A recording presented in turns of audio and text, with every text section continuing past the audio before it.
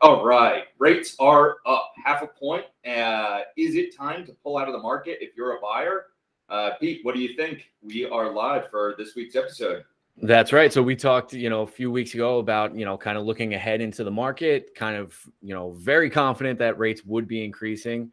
And here we are. Now we're in the middle of it. It's the beginning of February, and this is where we are. So should a buyer pull out? I don't know. What do you think?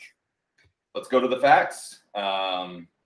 I think, based on what we're about to pull up here, which is going to show some interesting information about rates when we look at them on kind of like a historical perspective.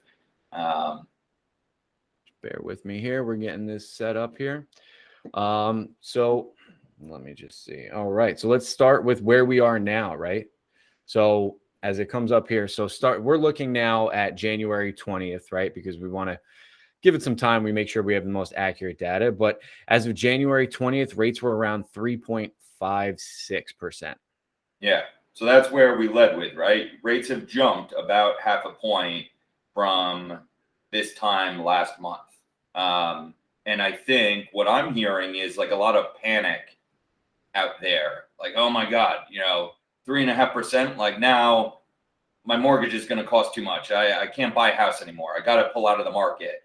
And what got me curious here was, are we looking at are we flashed out to a 10-year period? I know we've got 5 years, but can we go to the 10-year mark here? We can, unfortunately. I've only got the 5-year, but okay.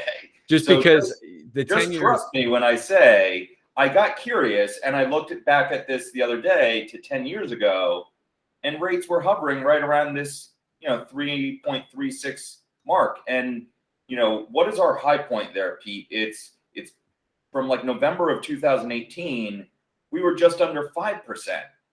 Yeah. So if you hear us saying these two things, right, we are still experiencing historically low interest rates.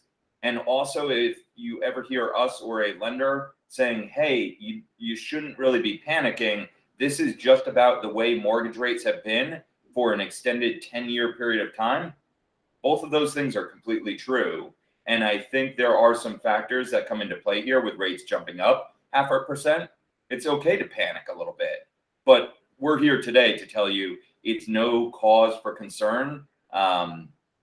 You're still getting a phenomenal rate that allows you to purchase a home, have some great affordability. And Pete, it's time to turn it over to you. What do you got to say on this? No, yeah, I think it's true, right? Because I always say seeing is believing, right? And I always kind of, you never want to come off as like a cheesy salesperson or like, that kind of thing. But, so I sometimes hesitate from saying like it's still a historically low rate.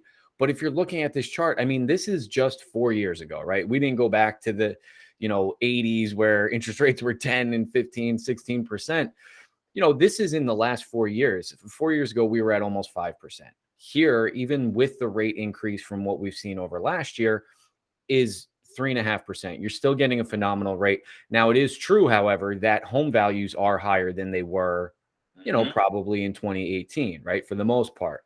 So how does that work and how does that affect? And, shooting back to a video we did a couple weeks ago, we talked about how your buying power comes down, right? I think it was a 0.5 point brings you down like 15,000 in the scenario that we were running. But we also were running some scenarios. And again, it's always important to talk to your lender. And that's why you need a good lender on your side to go over and have this conversation with. But we ran a scenario yesterday, Scott, right, where going up a 0.5 point in the market raised that monthly payment. I think it was $40 or $50 a month. Yeah, it wasn't anything tremendous. And I think what's important too, like because this time frame works out kind of perfectly, like I feel like I can speak from experience here, right? I remember buying my current home we closed on it in August of 2018. And at the time, I thought getting myself into, I think I was probably around a 4.5% mortgage at the time. And I was like, you know what? This is great. I'm locked in. The payment makes sense. Everything was good. And little did I know, I, even as a realtor, thought, rates are only going up from here. And they ended up coming down. So I took advantage of that and refinanced. We've talked about that in a previous episode. But the key was, you brought up something there, right?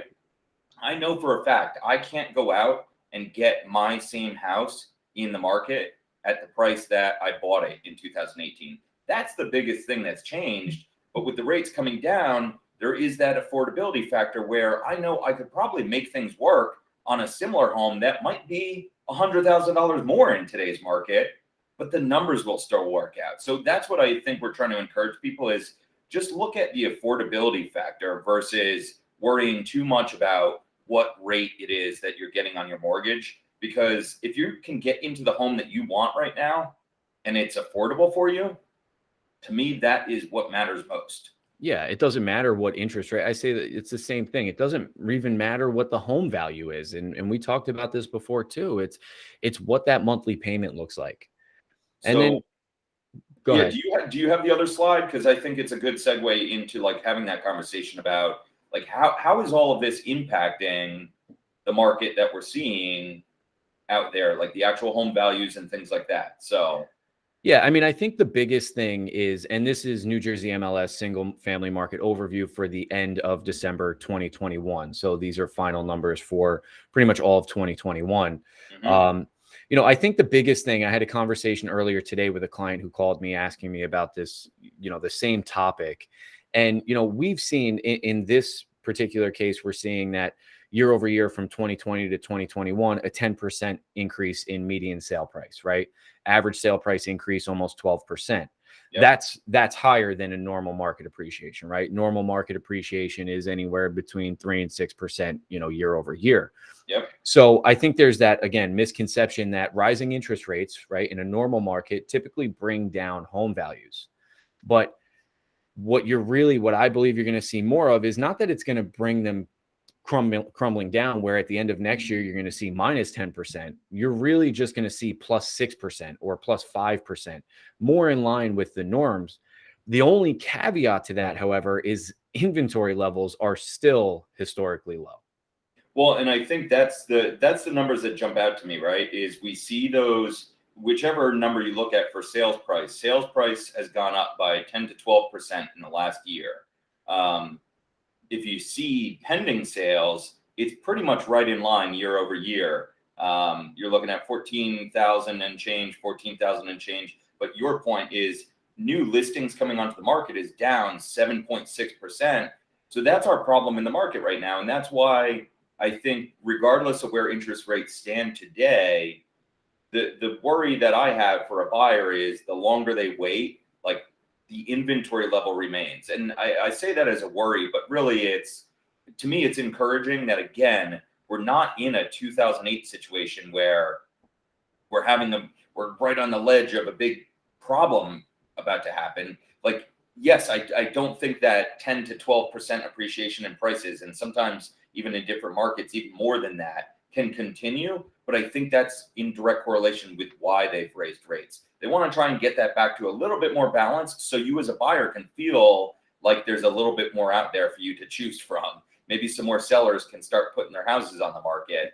And Well, I and think that's until we see the market balance out, you're looking at 10%, jumps in prices, and that's not sustainable.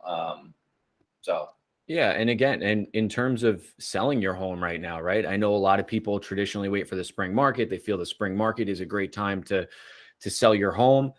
But the reality is, in the spring, that's when everybody feels that it's the right time to sell your home, right? And right now we're looking at numbers is, down 7.6%. We could see a huge increase when this snow melts and all this stuff, because we're in northern New Jersey and it likes to snow here, and it's very cold. But you're going to start to see more inventory hit the market, which is encouraging for buyers, right? They're going to have more options. Home values, for anybody who's thinking in the future, I'm going to hold off until the spring market because I'm going to get a better deal. I don't know that you're going to see that, because you've got a lot of ground to make up with, 7% now under. I don't want to get too technical with all the numbers, but you're starting from a lower point now than you would more of a break-even point for a traditional spring market. So the other interesting thing about that too, right, is like sometimes in this market right now with so little inventory, what I'm finding is when you go back and try and look at comps, even from just homes that sold a month, 2, 3 months before, like the home values are rising so quickly now, so that buyers are putting even crazier offers on homes today. So if you're waiting for the spring market, yeah, like the crazy thing there is that now your comps are going to be even higher. So Yeah. more buyers are going to feel justified in placing that high offer, right? Because you get that occasional pushback right now from buyers saying, yeah, but the comps don't even bear this out. And it's like, yeah, but we got to just do it because. But the market does, right? And that's the Yeah, thing. We talk about market value. What is market value? Market is what a ready, willing, and able buyer is willing to pay for a product, no matter what it is, right? That's yeah, what set. I was talking to somebody yesterday about the great. I think it was like the 30s. Like the cost of tulips went from like 6 cents up to like $15 or something because it was people all want just a to buy matter of. tulips, huh? Yeah, I guess so. But let's end these numbers and let's get Yeah. into a little more conversational because I think what we're talking about too is really just setting the right expectations for going ahead in this market and bearing through. What do you have to say about that? Anybody who is thinking, super discouraged by the market and is just like, I'm gonna wait. So I'm a firm believer also, especially if you are out in the market looking to buy, start shooting your shot, honestly, because like I think this market dictates a little bit of a numbers game where I know like we always think of like the rosy glowy, like, oh, like we're gonna find a home, fall in love with it, and then we're gonna buy it, right? Well, in this market, like you might have to fall in love 5, 6, 7, 8 times before you finally find the one that's worth, holding on to long term. And I'm joking a little bit, but at the same time, the thing that happens when you do start to shoot your shot and place some offers on homes is get used to it. You are going to have that disappointment of not getting your offer accepted. That is a very high possibility. But you know what's going to happen is, let's say, right, you went out and you put a $500,000 offer on a home that was listed for 450, and you find out, nope, you didn't get it, and you were the third best offer. Well, now I know if I go see another home that's very similar to that one, maybe I got to do a little bit better than 500, but also I'm approaching that next offer with a little bit more information than the average buyer who didn't place an offer might have.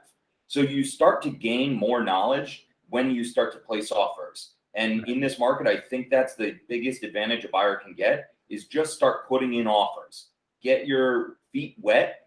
Know that you're not going to get that first house necessarily, but that you can fall in love a couple times and you'll find the one that's worth it in the end. So that's my, overall message there on a buyer's perspective. How about you, man?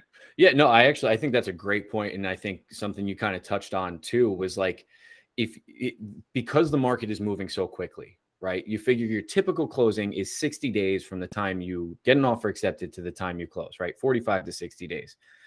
If you saw a house, you didn't put an offer on it, and then you see 2 months later because you're still searching that house sold for X. Well, now you're in a totally different market already. So I think that's a really good point where you're like, okay, we may not know what offer was accepted, but we know out of, 15 offers, we were ranked third. Okay, we're getting somewhere. We're getting closer. So now we know that for a house like this at this price, we need to be at least at 500, maybe a little bit more. So I think you're right. There is something that can be gained as long as you have a strong agent, making sure they get you that information. Yeah. Because I got to tell you how many agents have put offers in on my listing and they haven't, I always send, thank you so much. If you have any questions, please let me know. I'd be happy. I'm not saying I'm going to give them all the details of the offer, but like, hey, you came in third out of X amount of offers. They Yeah. really liked that you waived this, but would have liked if you had that. Like, and that's the kind of information you should be trying to get out of the experience of going through liking a house and making an offer on. So I agree. I think you're spot on. I think it's overlooked in this business a lot. And I think it's really valuable information if you use it in the right way. And I think also just so we sprinkle something in here for the seller's perspective is that the same thing, right? Like right now, I think more than ever, you do want to work with an agent that's also probably out there actively working with buyers because they've got their finger on the pulse of what are these buyers doing when they're placing offers, right? And an agent who gets to see the full range of like what are people willing to see, and then on the listing side, I'm always collecting data on like what are other agents come to the table with, right? Yeah. Is it, Yeah. Is it dealing with appraisals? Is it dealing with inspections? Like some of the language that I put into a contract for my buyer comes from, kind of a conglomerated version of things I've seen over the years on my listings, when the offers were presented. So I just think from a seller's perspective, again, also there's that little bit of a, feeling maybe that the market is going to just take care of everything. But I think more than ever, it's again, very true that you want to work with a strong agent on the seller side. So. Yeah. And something else that we, you kind of touched on was like the cost of waiting, right? Like it might look, it's not easy right now for buyers for sure. I mean, we're not sugarcoating any of that.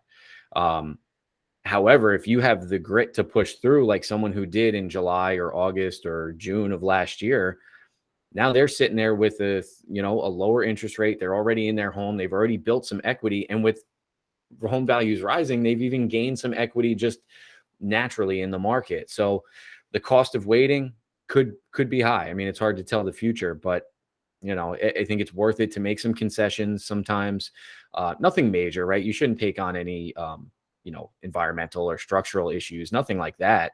But maybe they don't have the size bedrooms that you want, or maybe you have to go in there and paint and do some things that you really weren't planning on doing. You can live with a kitchen for a couple of years before renovating it. I mean, these are the kinds of things that will help you get into a home, build the equity, and you'll be in a better position, a couple of years from now than waiting. That's my thought on it, at least. I think that's a great point, man. So on that note, kind of wrap it up. It's whether you're buying or selling, don't wait. Yeah. And just get some information. I think again, that's like the biggest thing is reach out to us. Let us, let us at least guide you. Maybe we can help you. Maybe we can't, but at least you'll be better off after you talk to us because what's going on in this market. Be sure, as always, to drop a like, double tap our faces here. Definitely drop in some comments if you have some questions. Shoot us a private message. Let us know, if this makes sense or maybe we didn't cover something you wish we did. Have a great day, and we'll talk to you guys soon.